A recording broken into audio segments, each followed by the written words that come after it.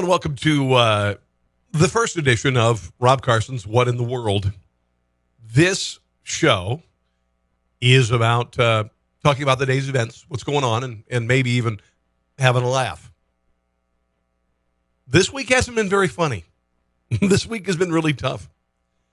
We have the coronavirus, the Wuhan virus, that is impacting all of us. Maybe it's happened to you. My daughter's school is closed tomorrow. She's going on spring break next week, so they'll have plenty of time to disinfect, I guess, the school, even though there's only been 1 or 2 cases of the virus in the county that I live in. Okay. The NCAA tournament apparently is off. The NBA season is off. Disney World is closed.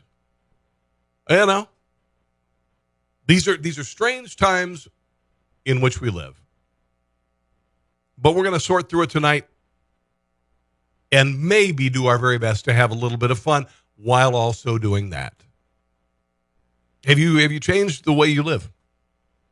Today, for the first time in my life, and I don't like to succumb to mania. I don't like to succumb to panic. But where I work today, there was a whole hell of a lot of hand sanitizer. There were a whole lot of Clorox wipes everywhere. I made a joke today because one of the people who are in charge of the place came over to my desk and said, "Excuse me a second," sprayed my desk with Clorox, bleach, whatever the hell, and went over with a rag. And I said, so you're telling me that what I normally do, which is to come in and lick my entire desk clean before I go to work, that's not good? Yeah, I got to chuckle. I don't know anything about pandemics. I'll bet there's a good chance you don't either. But is this going to be the next bubonic plague? Is this going to be the next smallpox when the country and the world weren't ready for it? I don't think so. I don't like to tempt fate. Trust me, I do not want to tempt fate. But this pandemic started in a city called Wuhan in China, where there are several laboratories that work with viruses, presumably because it's the Chinese government, to weaponize them. And it just so happens it appears to have escaped into Wuhan and then gone around the world. But this, of course, would the national media has done their very best to blame it on us. Yeah, you and I have been referring to this virus as the Wuhan virus, or I've called it a bunch of coronavirus. I don't know where the coronavirus come from. Coronavirus, apparently there's a coronavirus is there are a variety of viruses that it could be called coronaviruses. This one just happened to be in Wuhan. But, of course, the Democrat establishment and media are willing to say, even after calling it Wuhan, even after saying it was a foreign virus from the country of China, now they're saying that if we call it the Wuhan virus, or the Chinese virus, we are xenophobes. We're starting to see a message shift here because you're starting to hear the Republicans, especially Trump calling it the Wuhan or the Chinese coronavirus. They're looking for someone to blame. No. You see, just a couple of weeks ago, this is what the media was calling it. Concern is growing this morning over an outbreak of a new SARS-like virus in China. At least 6 people have died from the Wuhan coronavirus. Wuhan coronavirus? The Wuhan coronavirus. The Wuhan coronavirus. We have new information about how the Wuhan coronavirus is spread. Tell me. Tying coronavirus to China and Chinese people isn't just a racist dog whistle. It's a whole racist orchestra. Well, you know what? That may be a racist dog whistle, but your show is a pile of dog. It's a mighty, mighty racist bass tone. I hear Stephen Miller in this foreign virus setting up travel bans for the outside invasion of the He hates yellow people. disease. Oh, and by the way, Donald Trump suspended European travel, so he hates white people too. That's not the The way Chinese coronavirus Yeah, that they've been that's calling not- the first U.S. case of Chinese coronavirus. The Chinese coronavirus. This is Wait coming a minute, they called it the Chinese coronavirus. as the Chinese coronavirus. China's coronavirus out. Concerns about the China coronavirus. It's going to come across to a lot of Americans as smacking of xenophobia. Okay, all right, yeah. You know, my daughter and I are having for dinner tonight. I'm making sweet and sour chicken. I believe it's Chinese, but I'm not going to call it Chinese because that would be xenophobic. As chief White House correspondent, he's still the chief White House correspondent for CNN. Can you believe that Jim Acosta still the really? By the way, you're a racist. At one point during this address, the president referred to the coronavirus as a, quote, foreign virus. That I think was interesting because as I was talking to sources earlier this evening, one of the points that the president wanted to make tonight, wanted to get across to Americans, is that this virus did not start here, but that they're dealing with it. Now, why the president would go as far as to describe it as a foreign virus, that is something we'll all... Because it came from China. The NBA today, well, this is early in the week, the NBA canceled its season because of coronavirus, Wuhan virus, Chinese virus. Rudy Gobert of the Utah Jazz thought the NBA precautions were a joke until earlier this week when he discovered that he tested positive for the coronavirus, and very quickly the NBA canceled the entire season. Here he is at a press conference intentionally pretending to spread the virus.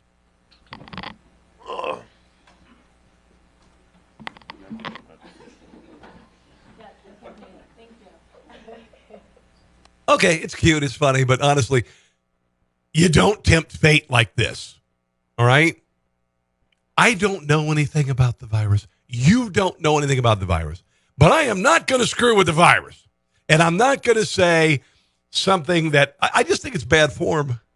Maybe, I don't know, maybe it's my upbringing. There's some superstition there, but you just don't make fun of it. There's a thing called famous last words that happen.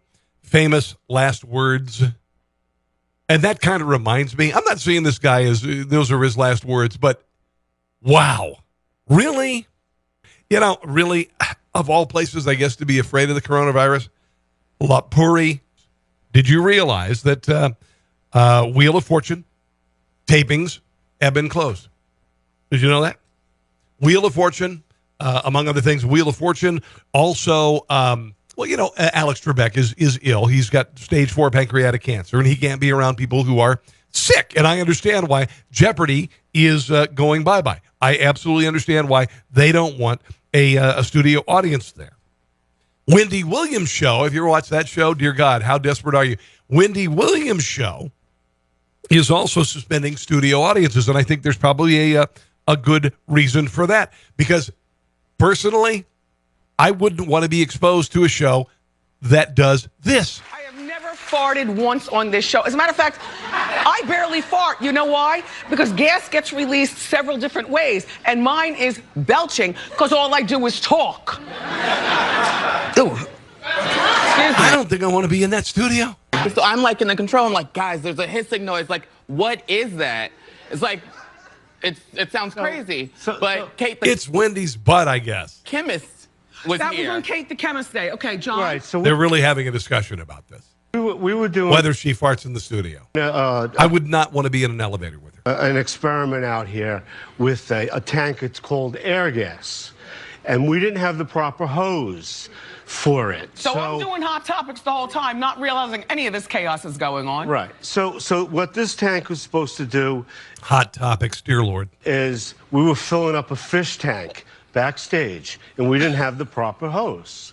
So, in other words, when you drop like a piece of aluminum foil inside the tank, it's supposed to float in midair. Okay. So it wasn't working. Okay. Because we didn't have the proper hose, and the air was just coming out, and it was sputtering like somebody was farting. Okay, there you go. And that's probably one of the many reasons I don't watch the Wendy Williams show. And most people don't. But you know what? The pandemic, the Wuhan virus, I'll just go ahead and say the Chinese virus, the foreign virus, I'm not xenophobic and I'm not racist in any way, shape, or form, has caused some people to behave like, how do I put this? D words for Richard, including a guy who actually, apparently in a drunken state in Brussels, decided to just lick his hands and wipe them over the bars at the subway in Belgium.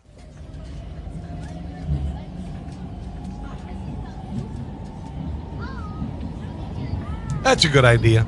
There you go. I'm thinking some Jägermeister might have been a part of that one. I could be wrong. An air passenger in China was wrestled to her seat after deliberately coughing at flight attendants. No bag of peanuts for you. And aren't you glad it isn't sexually transmitted? Because that could have been a whole lot worse. Yeah. But one of the interesting things that I've seen is, and never before have I seen anything like this. What are the three things that you're going to need in a disaster scenario? What are the things that you generally go for? You go for bread, milk, toilet paper. Which of those three can you not live without?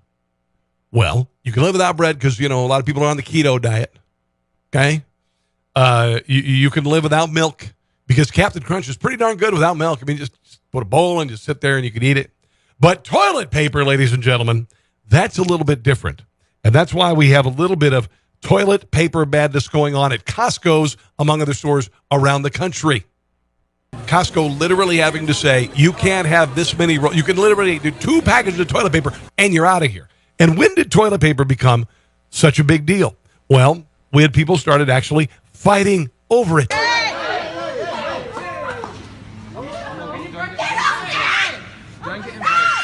So classy. I'm thinking people have the wrong impression on how to wipe the virus off the face of the earth. You know what I'm saying? Yeah. Jerry. Calmer heads prevail.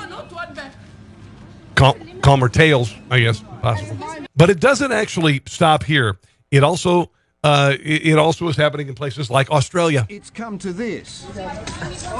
Snatching toilet rolls in Bankstown. In Tamworth, police had to taser Tamworth, a toilet paper bloody shopper hell, right, accused yeah. of throttling another customer and grabbing for an officer's gun. In Casula... Throttling, that's what they do, they throttle. Costco... I think that's fighting. ...used crowd control around a newly arrived pallet. We can't have people rushing in from all directions. There was relief at Aldi Edgecliff. Relief and toilet paper go hand in hand. Rolls going before they could be packed at this 5-dock servo. I went to the 7 shops yesterday and they all got nothing left. From the Northern Territory newspaper, an 8-page toilet paper lift out on Brisbane. I wouldn't be worried about the Northern Territory. I'd be more worried about the Southern Territory. Gateway Bridge, an express truck delivery burst into flames. No! Its precious cargo, toilet rolls. The main thing is that no one got hurt tonight. And yeah, but the inventory was wiped out. Toilet paper. Yeah, I know. I'm laughing too. In a kind of scary, uncomfortable way. Like when my Aunt Blanche would come to Thanksgiving. You're kind of like, okay, she's a little nuts. Okay.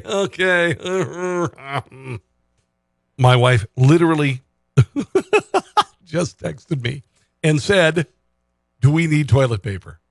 No, we don't need toilet paper. I've got show prep. Okay. Let's move on to some other stuff, shall we? Harvey Weinstein has been sentenced to 23 years in prison for, what he did, what he really liked to do, which was, of course, sexually molest women and basically use his position as, this Hollywood mogul who literally would make or break your career. Okay. And he would break your career if you didn't put out. Is that an uncommon thing in Hollywood? No, not so much. He apparently planned to open a sex addiction center run by women to revive his image. Apparently that went away. His idea for the facility in a public statement, which he drafted in 2017 when an avalanche of sexual misconduct allegations first leveled, he said he was going to go ahead and build this. And his PR advisors said that maybe not so much. Now, of course, Harvey Weinstein is now absolutely hated. But not too long ago, Hollywood and the political left loved him. And his wife, Georgina, on the birth of their new baby boy. Harvey gave us just what we needed, another him. She doesn't seem very happy about it. That's not a glowing endorsement. Finally, I'd like to thank Harvey Weinstein. The Punisher, that's his nickname. The Punisher, that's kind of kinky. Sure, yes. Harvey, if I keep thanking you in public, people will think we're having an affair. Oh, you don't have a vagina. But nonetheless, if you're choosing sides And you'd also be willing. Playground before a scrap, I would like to have Harvey Weinstein and Graham King on my side. Harvey Weinstein, Bob Weinstein, God bless them. My friends at Miramax for making this film, especially Harvey. And Harvey, thank you for killing whoever you had to kill to get me up here today. Oh, no, he didn't kill them. He just sexually assaulted them. My agent, Kevin Uvain, and God, Harvey Weinstein. Do you really want to equate the two? That's tempting fate. Oh, you're so silly. Didn't I molest you when you were like 18? The Punisher. Old They called him the Punisher. Wow. Testament, I guess. Don't kill me. Especially the bomber Weinstein, my godfather. Is it better than I do? Sometimes I call him Jennifer. It's a pet name. Uncomfortable laugh. Okay. I would like to thank Harvey Weinstein. Harvey Weinstein, who believed in us and made this movie. Harvey, thank you to Harvey. Harvey Weinstein for his commitment. And to Harvey Weinstein and everyone at Miramax. He's Harvey Weinstein. Harvey Weinstein and Lawrence Bender and Harvey and Bob Weinstein. You also break my heart with your uncensored passion. But I have to thank Harvey Weinstein. Yes, you have to, because otherwise he will absolutely ruin your career. Yeah, you better thank him. Hollywood loved him. There's a TV show where people get together and they dress up in costume and they sing, and it's called The Masked Singer. And admittedly, I watched it the first week and I thought it was incredibly stupid. Oh yeah, I mean really, wow. Whoa, you're really into The Masked Singer? That said, who would have said, dropped on the planet from 15 or even 8 years ago, that a former vice presidential nominee would dress up into a bear costume, slightly feminized, and sing Baby's Got Back by Sir Mix-a-Lot? Well, here's this person being unmasked on The Masked Singer. Yeah, I could be wrong.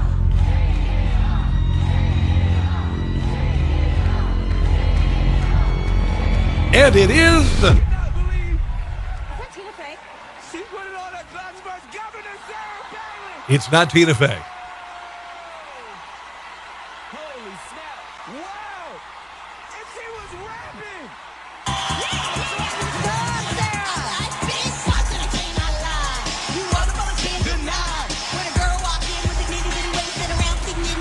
You get sprung.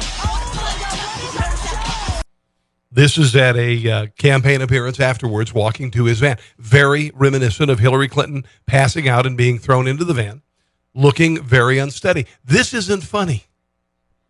Voters that you don't agree with, sir. President, on the coronavirus, they're both targeting you over this exchange this morning with the voter about guns. Any regrets about how you handled it? Well, I'm surprised that Sanders is joining Trump. It's just surprising. Wasn't it appropriate to swear at an American, though, especially a union voter? Not good. Not good. And again, on a very serious note, here's an older gentleman. He's 77 years old. Do all 77-year-olds have 77-year-olds have this sort of cognizant issues? Do they have physical and mental issues like this? No, they don't. We have a president of the United States who's only 4 years younger, and he's got it together, although the left would be willing to weaponize the 25th Amendment because he has crazy ideas like smaller government and lower taxes. Joe Biden has got some issues. Again, not funny. Not funny. A couple more stories to go before I say good evening, and I hope you've enjoyed the show. Costco just sold a $600,000 10-carat diamond ring at their store, okay, or online, I should say. Costco sells rings for about 470 different rings. They range from top prices like $419,000 to as low as $109, which would be the one that I get for my wife.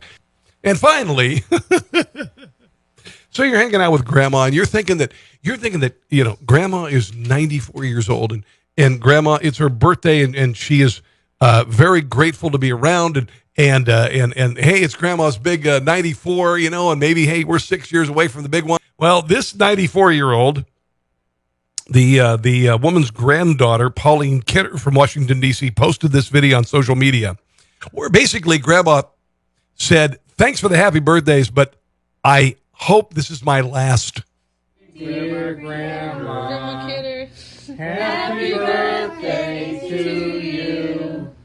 Well, thank you very much. I hope this is my last. Would you like me to bring the... Okay, let's watch that again. Say, dear Grandma Kenner, happy birthday to you. Well, thank you very much. I hope this is my last. Would you like me to bring the... Okay, there you go. And it's like, okay, now we all kind of uncomfortably eat cake, I guess. Some more cake for you there, Uncle Joe. Grandma just basically wished that she'd die, even though we're all surrounding her with love and everything. And okay, all right. Anyway, that is it for this episode of Rob Carson's What in the World. I hope you've enjoyed it. If you'd like to check out my Facebook page, it is Rob Carson Show, Twitter feed at Rob Carson, and YouTube, just look up YouTube, Rob Carson Show. Have a glorious evening. Wash your hands. Elbow bump instead of shaking your hands. And let's get through this together, shall we? See you soon.